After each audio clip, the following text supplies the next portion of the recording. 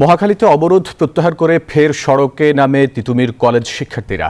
দাবি আদায় না হওয়া পর্যন্ত তিতুমির কলেজ ক্লোজ ডাউনের ঘোষণা দিয়েছে তারা। কাল আবারও রাস্তা অবরোধ করে কর্মসূচি করবেন শিক্ষার্থীরা। এদিকে কলেজকে স্বতন্ত্র বিশ্ববিদ্যালয় করার দাবিতে 4 ঘন্টা সড়ক ও রেল বন্ধ করে বিক্ষোভ করায় সীমাহীন যানজট ভোগান্তিতে পড়েন নগরবাসী। দিন পেরিয়ে রাত, তবুও রাজধানীর মহাখালী এলাকার সড়ক স্থবির। এভাবেই যাত্রী শূন্য হয়ে বেকার বসে আছে গণপরিবহন। ঘন্টার পর ঘন্টা যানজটে আটকে পরে পায়ে হেঁটেই গন্তব্যে যান যাত্রীরা।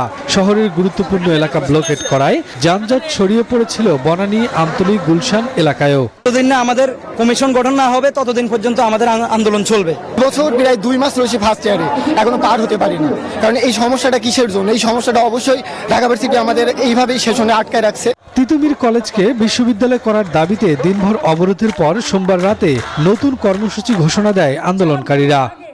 আগামীকাল থেকে ক্লোজ ডাউন তিতুমির কর্মসূচি পালিত হবে এবং এই ক্লোজ ডাউন তিতুমির কর্মসূচির আওতাভুক্ত থাকবে সকল ধরনের ক্লাস এবং পরীক্ষা বর্জন। এবং আমাদের চলমান কর্মসূচি বারাসাত ব্যারিকেড টু মহাখালী এটি চলমান থাকবে। এর আগে 2 দফা সড়ক অবরোধ করে বিক্ষোভ করে তারা। এক পর্যায়ে মহাখালী রেল ক্রসিং এ অবস্থান নিয়ে ব্লকেট গড়ে তুলে বিক্ষুব্ধ ছাত্ররা। এ সময় কেউ কেউ চলন্ত ট্রেনে পাথর ছুঁড়ে মারে। এতে আহত হয় শিশুসহ বেশ কয়েকজন।